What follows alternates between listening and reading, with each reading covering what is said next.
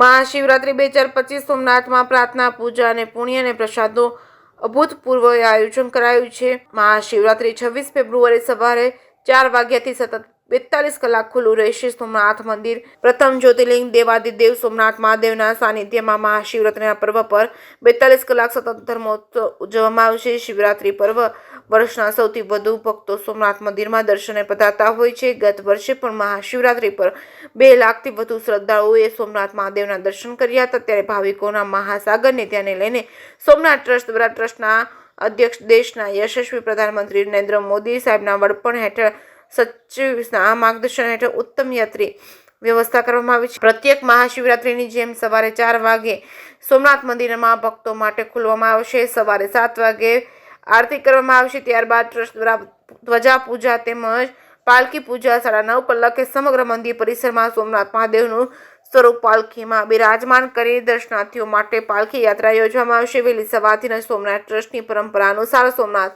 યજ્ઞશાળા હોમાત્મક લઘુ રુદ્ર યાગનું આયોજન કરવામાં આવશે. તેમાં સોમનાથ આવનારા ભક્તોને માત્ર 25 રૂપિયામાં મહામૃત્યુંજય યજ્ઞનો લાભ મળે તેવું આયોજન કરાયું છે. મંદિરમાં મહાશિવરાત્રીના પર્વ પર સોમેશ્વર મહાપૂજા પીઠિકાની સંખ્યા પણ બમણી કરવામાં આવી છે. મહાશિવરાત્રીની રાત્રિ પર 4 પ્રહરની મહાપૂજા મહાઆરતીનું પણ આયોજન કરાયું છે.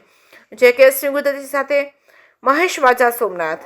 ત્રિદિવસીય મહાશિવરાત્રી મહોત્સવની ઉજવણી માટે સોમનાથ ટ્રસ્ટ દ્વારા જ્યારે મોટી સંખ્યામાં શ્રદ્ધાળુઓ સોમનાથ દર્શનાર્થે પધારવાની અનુમાન હોય ત્યારે આ મહોત્સવમાં પધારતા શ્રદ્ધાળુઓને સારી વ્યવસ્થા મળે તે માટે ટ્રસ્ટના માનનીય અધ્યક્ષ શ્રી નરેન્દ્ર મોદી સાહેબના માર્ગદર્શન હેઠળ તેમજ ટ્રસ્ટના માનનીય સચિવશ્રીના માર્ગદર્શન હેઠળ વિવિધ સ્તરે પ્લાનિંગ કરી અને સમગ્ર કાર્યક્રમનું આયોજન કરવામાં આવી રહ્યું છે. ખાસ કરીને મહાશિવરાત્રિના દિવસે વહેલી સવારે 4 વાગે મંદિર દર્શનાર્થીઓ માટે ખોલવામાં આવશે અને તે સતત 42 કલાક સુધી એટલે કે બીજા દિવસ રાત્રે 10 વાગ્યા સુધી મંદિર દર્શન માટે ખુલ્લું રહેશે.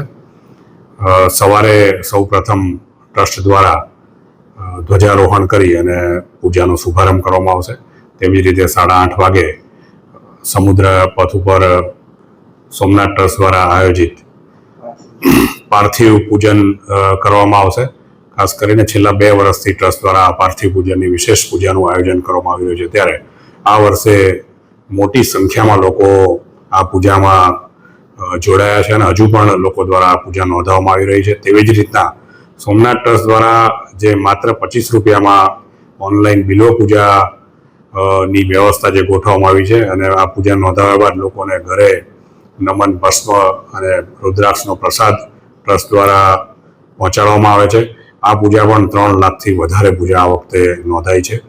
મહાશિવરાત્રિએ જ્યારે આટલી મોટી સંખ્યામાં લોકો આવતા હોય ત્યારે ટ્રસ્ટ દ્વારા લોકો સોમેશ્વર મહાપૂજા, ધ્વજા પૂજા તેમજ પૂજાઓ સારી રીતે કરી શકે તે માટે વિશેષ આયોજન ગોઠવાયું છે.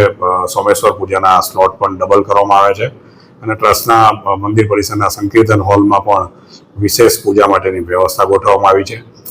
તેવી જ રીતના લોકો પૂજા નોંધાવી શકે તેમજ પ્રસાદ પોતાના ઘરે લઈ જઈ શકે એ માટે પણ જે પૂજા અને પ્રસાદીના કાઉન્ટરો છે એ પણ બમણા કરવામાં આવે છે. ખાસ કરીને આ મહાશિવરાત્રિએ ભગવાનને 5 લાખ જેટલા બિલ્વપત્ર સતત ભગવાન ઉપર અભિષેક થતો રહે એ માટેની પણ વિશેષ વ્યવસ્થા પૂજાની ટ્રસ્ટ દ્વારા ગોઠવવામાં આવી છે. મહાશિવરાત્રિએ જ્યારે ભક્તો ભગવાન સોમનાથના દર્શને આવતા હોય ત્યારે ભગવાનને ની પૂજા કરવામાં આવેલ જે બિલ્વપત્ર છે એનો પ્રસાદ ભક્તો પોતાના ઘરે લઈ જઈ શકે એ માટે પણ એક્ઝિટ ગેટ પાસે એક વિશેષ બિલ્વ નમન પ્રસાદીનું કાઉન્ટર પણ ગોઠવવામાં આવ્યું છે જ્યાંથી લોકો નમન પ્રસાદી લઈ શકશે. ખાસ કરીને આ દિવસે ગંગાજળ અભિષેક માટેનો સમય પણ નિશ્ચિત કરવામાં આવ્યો છે. સવારે 8 વાગ્યાથી લઈ અને 11 વાગ્યા સુધી તેમજ બપોરે 1 વાગ્યાથી લઈ અને 5 વાગ્યા સુધી શ્રદ્ધાળુઓ ગંગાજળ અભિષેક ભગવાનનો કરી શકશે એવી વ્યવસ્થા ગોઠવવામાં આવી છે. ખાસ કરીને મોટી સંખ્યામાં લોકો જ્યારે આવતા હોય અને ગંગાજળ અભિષેકનો દરેક લોકો લાભ લઈ શકે તે માટે પણ એક વિશેષ પાત્ર પણ ગંગાજળ અભિષેક માટે ગોઠવવામાં આવ્યું છે જેના કારણે એક સાથે 50 લોકોથી વધારે આ અભિષેક કરી શકે અને લાભ લઈ શકે એવી એક ખાસ વ્યવસ્થા ટ્રસ્ટ દ્વારા ગોઠવવામાં આવી છે. ખાસ કરીને મહાશિવરાત્રિના 4 પ્રહરની વિશેષ પૂજન અને આરતીનો પણ લોકો લાભ લઈ શકે તેવી વ્યવસ્થા પણ ટ્રસ્ટે ગોઠવી છે. ખાસ કરીને શ્રદ્ધાળુઓને સોમનાથ ટ્રસ્ટ વતી વિનંતી કે જ્યારે આટલી મોટી સંખ્યામાં લોકો આવતા હોય ત્યારે લોકો સતત દર્શનની લાઈનમાં ચાલતા રહે અને દર્શન કરીને આગળ ચાલતા રહે, જેથી કરીને તમામ લોકોને સારી રીતે દર્શનનો લાભ મળે. વિશેષમાં ટ્રસ્ટ દ્વારા સ્વચ્છતા માટે પણ એક ખાસ વિશેષ વ્યવસ્થા ગોઠવવામાં આવી છે. હાલના જે સફાઈ કર્મી ઉપરાંત પણ વધારાના 100 માણસો રાખીને પણ સ્વચ્છતા જળવાય એની વ્યવસ્થા ગોઠવી છે.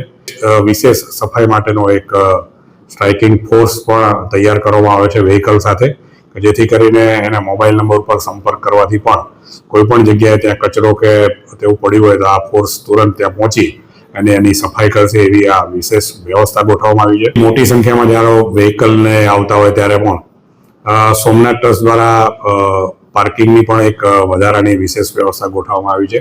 ટ્રસ્ટનું મુખ્ય પાર્કિંગ જ્યારે ફૂલ થાય ત્યારે બાયપાસ પરના ટ્રસ્ટના જે સદભાવના ગ્રાઉન્ડ છે એમાં પણ પાર્કિંગ કરી શકાય અને ત્યાંથી લોકોને પાર્કિંગ કે મંદિર નજીક પહોંચવા માટે સોમનાથ ટ્રસ્ટ દ્વારા વિનામૂલ્યે બસની વ્યવસ્થા પણ ગોઠવવામાં આવી છે.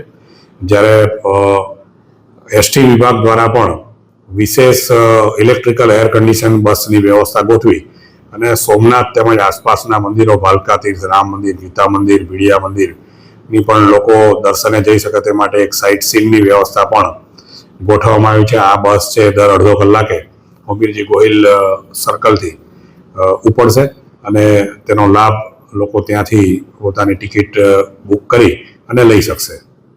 દાતાશ્રીઓના સહયોગથી અને સોમનાથ ટ્રસ્ટ દ્વારા મંદિર પરિસરના એક્ઝિટ ગેટ પાસે વિશાળ ભંડારાનું પણ આયોજન કરવામાં આવ્યું છે, જેમાં લોકો ભોજનનો લાભ લઈ શકશે અને સતત સવારથી લઈને આ ભંડારો શરૂ રહેશે, જેમાં ભોજન તેમજ ચા, કોફી વગેરેની વ્યવસ્થા પણ વિનામૂલ્યે ગોઠવવામાં આવી છે.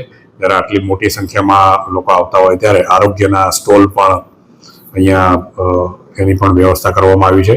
પીવાના પાણીની પણ વ્યવસ્થા વિશેષ કાઉન્ટરો ટ્રસ્ટ દ્વારા ઊભા કરી અને પાર્કિંગ છે રોડ ઉપર પણ વધારાના કાઉન્ટરો પાણીના મૂકી અને પીવાના પાણીની વ્યવસ્થા પણ ટ્રસ્ટ દ્વારા ગોઠવવામાં આવી છે. ખાસ કરીને જ્યારે મોટી સંખ્યામાં લોકો આવતા હોય ત્યારે અમને મંદિર તરફ જવાનો ગાઈડ પાથવે એટલે કે કલર કોડથી લોકોને ક્યાં જવું છે એનો ખ્યાલ આવે એ માટેની પણ એક વિશેષ વ્યવસ્થા અલગ અલગ કલરના પટ્ટા કરી અને કરવામાં આવી છે, જેથી લોકોને ખ્યાલ આવશે કે મંદિર દર્શન માટે ક્યાં જવું, સામાન ક્યાં મૂકવો, જૂતાઘરમાં જૂતા ક્યાં મૂકવા, આ તમામ વ્યવસ્થા લોકોને કલર કોડથી ખબર પડે એવી વ્યવસ્થા ટ્રસ્ટ દ્વારા આ વખતે ખાસ ગોઠવવામાં આવી છે. મહાશિવરાત્રિએ જ્યારે આ વખતે સંભવિત છે કે બમણી સંખ્યામાં લોકો દર્શન માટે પધારશે ત્યારે સ્થાનિક જિલ્લા વહીવટીતંત્ર, પોલીસ વિભાગ, નગર સેવા સદન સાથે સંકલન કરી અને લોકો સારી રીતે દર્શનની લાઈનમાં ચાલી અને દર્શન કરવા જઈ શકે એ માટે અલગ અલગ વ્યવસ્થા પણ ગોઠવવામાં આવી છે, જ્યાં ઝિગઝેગમાંથી પણ લોકો પસાર થાય તેમજ જ્યારે વધારે પબ્લિક હોય ત્યારે લોકોને આગળ રોકી શકાય. તેમજ ફ્રિસ્કિંગના પોઈન્ટ પણ વધારવામાં આવ્યા છે, જેથી કરીને ઝડપથી લોકો દર્શન માટે જઈ શકે. તેમજ જ્યારે આ મોટી સંખ્યામાં લોકો ભેગા થતા હોય ત્યારે વિખૂટા પડેલા નાના બાળકો કે લોકોને પણ મેળવી શકાય એ માટે પણ એક મિલન પોઈન્ટ પણ મંદિરના એક્ઝિટ ગેટ ઉપર બનાવવામાં આવ્યું છે કે જ્યાં લોકો સંપર્ક કરી અને આવા વિખૂટા પડી ગયેલા બાળકો કે અન્ય લોકોને ત્યાંથી એમનું મિલન થઈ શકશે, મેળવી શકશે.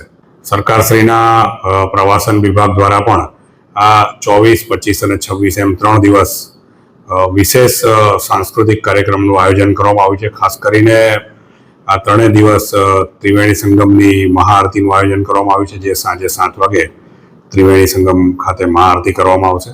તેમજ ટ્રસ્ટના પ્રોમોનેડ બાજુની જગ્યામાં વિશેષ સાંસ્કૃતિક કાર્યક્રમનું 3 દિવસ આયોજન કરવામાં આવે. ખાસ કરીને મહાશિવરાત્રિએ આ સાંસ્કૃતિક કાર્યક્રમ રાત્રે 10 વાગ્યાથી લઈ અને 1 જ દેશભરમાંથી પ્રસિદ્ધ કલાકારો દ્વારા આ સાંસ્કૃતિક કાર્યક્રમ પીરસવામાં આવશે.